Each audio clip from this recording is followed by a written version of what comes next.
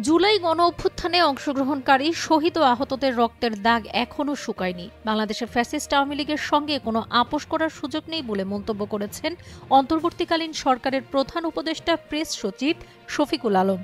বুধবার জাহাঙ্গীরনগর বিশ্ববিদ্যালয়ের সেলিম আল-দীন মুক্ত মঞ্চে জুলাই স্মরণে লাল সন্ধ্যা শিরোনামে রেড জুলাই এবং জাস্টিস ফর জুলাইয়ের উদ্যোগে আয়োজিত এক অনুষ্ঠানে তিনি এসব কথা বলেন।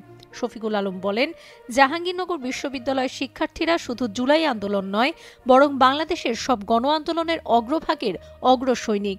যুগের পর যুগ যা আমরা করতে পারিনি, আমাদের ছোট ভাই বোন, ছেলে মেয়ে এবং শিক্ষার্থীরা তাদের আন্দোলনের মাধ্যমে তা করে দেখিয়েছে। এ ধরনের মহৎ আন্দোলন পৃথিবীতে বিরল, যাদের হাতে এই আন্দোলনের রক্ত, যারা অসংখ্য নিরপরাধ মানুষকে গুম, খুন, নির্যাতন করেছে। ফ্যাসিস্ট হাসিনার সেই দোসরদের এ দেশে রাজনীতি করার কোনো অধিকার নেই। তাদের বিচারের আওতায় আনতে আমাদের অন্তর্বর্তীকালীন সরকার প্রতিশ্রুতিবদ্ধ। জেনারেশনের পরবর্তী যে কোনো জেনারেশনও আওয়ামী লীগকে ক্ষমা করবে না। তিনি আরও বলেন, আমাদের লড়াই এখানেই শেষ হয়নি। যতদিন না আমরা সমতার বাংলাদেশ পাবো এবং মানবাধিকার নিশ্চিত হবে, ততদিন আমাদের এই লড়াই চলতে থাকবে।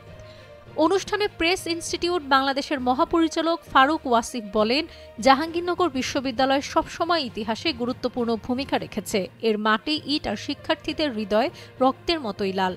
প্রতিটি দশকে আমরা রক্ত দিয়ে নতুন দশকের আয়ু কিনেছি।